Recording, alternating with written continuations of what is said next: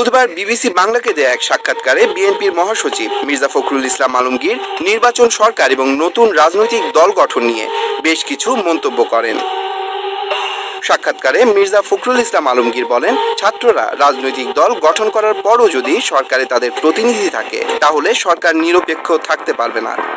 ছাত্রদের প্রতিনিধি সরকারে রেখে নির্বাচন মানবে না রাজনৈতিক দলগুলো। আরেক বক্তব্যে তিনি উল্লেখ করেন, নির্বাচন দ্রুত না হলে অন্যান্য শক্তি মাথাচাড়া দিয়ে ওঠে। অন্তর্বর্তী সরকারের তথ্য উপদেষ্টা নাহিদ ইসলাম প্রতিক্রিয়া জানান তার ফেসবুক স্ট্যাটাসে। একই প্রসঙ্গে ফেসবুক স্ট্যাটাস দেখা যায় উপদেষ্টা আসিফ মাহমুদ সজীব ভুইয়া ও সমন্বয়ক হাসনাত আবদুল্লাহর ফেসবুক প্রোফাইলেও। তথ্য উপদেষ্টা নাহিদ ইসলাম তার ফেসবুক প্রোফাইলে লেখেন, বিএনপি মহাসচিবের নিরপেক্ষ সরকারের দাবি মূলত আরেকটা ১/১১ সরকার গঠনের ইঙ্গিত বহন করে। ১/১১ বন্দোবস্ত থেকেই আওয়ামী ফ্যাসিজমের উত্থান ঘটেছিল। বিএনপি মহাসচিবের বক্তব্যে সামনে আরেকটা ১/১১ সরকার, সংসদীয় সংখ্যাগরিষ্ঠতা ও নতজানো পররাষ্ট্রনীতির ধারাবাহিকতা এবং গুম, খুন ও জুলাই হত্যাকাণ্ডের বিচার না হওয়ার আলামত রয়েছে। ছাত্র এবং অভ্যুত্থানের নেতৃত্বকে মাইনাস করার পরিকল্পনা ৫ই আগস্ট থেকে শুরু হয়েছে। ৫ই আগস্ট যখন ছাত্র জনতা রাজপথে লড়াই করছে, পুলিশের গুলি অব্যাহত রয়েছে, তখন আমাদের আপোষকামী অনেক জাতীয় নেতৃবৃন্দ ক্যান্টনমেন্টে জনগণকে বাদ দিয়ে নতুন সরকার করার পরিকল্পনায় ব্যস্ত ছিল।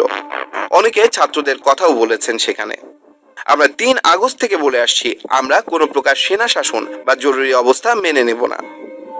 আমাদেরকে বারবার ক্যান্টনমেন্টে যেতে বলা হলেও আমরা যেতে অস্বীকার করি। শেষ পর্যন্ত বঙ্গভবনে আলোচনা ও বার্গেনিং এর মাধ্যমে ডক্টর ইউনূসকে প্রধান করে অন্তর্বর্তী সরকার গঠনের সিদ্ধান্ত হয়। আমরা চেয়েছিলাম ফ্যাসিবাদ বিরোধী রাজনৈতিক দল ও নাগরিক সমাজের সমন্বয়ে একটা জাতীয় সরকার। জাতীয় সরকার হলে ছাত্রদের হয়তো সরকারে আসার প্রয়োজন হতো না। জাতীয় সরকার অনেকদিন স্থায়ী হবে এই বিবেচনায় বিএনপি জাতীয় সরকারে রাজি হয় নাই। কিন্তু অভ্যুত্থানের পরেই দেশে জাতীয় সরকারের প্রয়োজনীয়তা সবচেয়ে বেশি ছিল। অথচ বিএনপি জাতীয় সরকারের কথা বলছে সামনে নির্বাচনের পরে। ছাত্ররা এই সরকার এবং বিদ্যমান বাস্তবতার একমাত্র ফ্যাক্টর, যেটা ১/১১ সরকার থেকে বর্তমান সরকারকে সম্পূর্ণ আলাদা করে। বিএনপি কয়েকদিন আগে -2 এর আলোচনা করলেও এখন ক্ষমতায় যাওয়ার পথ সুগম করার জন্য নিরপেক্ষ সরকারের নামে আরেকটি ১/১১ সরকারের প্রস্তাবনা করেছে। এ ধরনের পরিকল্পনা গণতন্ত্র ও জাতীয় স্বার্থের বিরুদ্ধে যাবে এবং ছাত্র জনতা কোনোভাবেই এটা মেনে নেবে না। আমি মনে করি এটা বিএনপির বিরুদ্ধেও ষড়যন্ত্র। আর এই সরকার জাতীয় সরকার না হলেও সরকারে আন্দোলনে সব পক্ষেরই অংশীদারিত্ব রয়েছে এবং সব পক্ষই নানান সুবিধা ভোগ করছে। সরকার গঠনের আগেই ৬ আগস্ট অ্যাটর্নি জেনারেল এবং পুলিশের আগের আইজি নিয়োগ হয়েছিল, যারা মূলত বিএনপির লোক। এরকমভাবে সরকারের উপর থেকে নিচ পর্যন্ত নানান স্তরে বিএনপিপন্থী লোকজন রয়েছেন।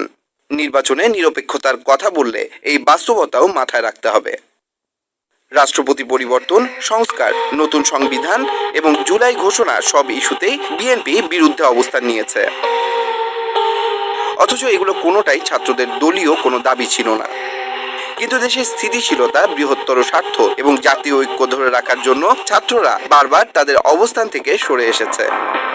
কিন্তু এর মানে এই না যে গণতন্ত্র বিরোধী ও অভ্যুত্থানের আকাঙ্ক্ষা বিরোধী কোনো পরিকল্পনা হলে সেখানে আমরা বিন্দু পরিমাণ ছাড় দিব।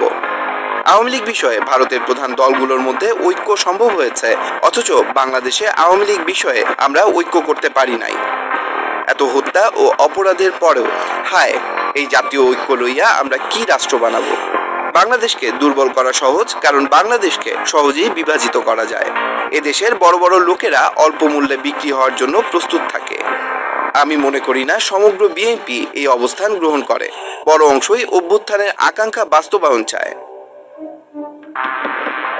বিএনপির দেশপ্রেমিক ও ত্যাগী নেতৃত্বকে আহ্বান করব, ছাত্র জনতার অভ্যুত্থানের বিরুদ্ধে না গিয়ে ছাত্র জনতার সাথে বৃহত্তর ঐক্য ও সংহতির পথ বেছে নিন। সমন্বয়ক হাসনাত আবদুল্লাহ এ বিষয়ে লেখেন, যারা আন্দোলনের ডাক দিয়ে নিজে মাঠ থেকে সরে যেত, তারাই এখন আতাতে রাজনীতি, ভারত নির্ভর কূটনীতির মাধ্যমে আওয়ামী লীগের পুনর্বাসন চাচ্ছে। দীর্ঘ ১.৫ যুগেরও বেশি সময় ধরে কার সাথে কে ব্যবসা করছে আর গ্রেফতারের পর কে কার জন্য তদবির করেছে, এ খবর আমাদের কাছে আছে। নিজের ফেসবুক স্ট্যাটাসে আসিফ মাহমুদ সজীব ভুঁইয়া লেখেন, সরকারের থেকে রাজনৈতিক দলের সাথে কোনো প্রকার সংশ্লিষ্টতার বিরুদ্ধে আমরাও। উপদেষ্টাদের কেউ রাজনীতি করলে সরকার থেকে বের হয়েই করবে। একই সাথে রাজনৈতিক দলেরও সরকারের কাজে হস্তক্ষেপ করা অনুচিত। বিভিন্ন সরকারি সাংবিধানিক গুরুত্বপূর্ণ পদে নিয়োগে তদবির চাপ প্রয়োগ করা অনুচিত।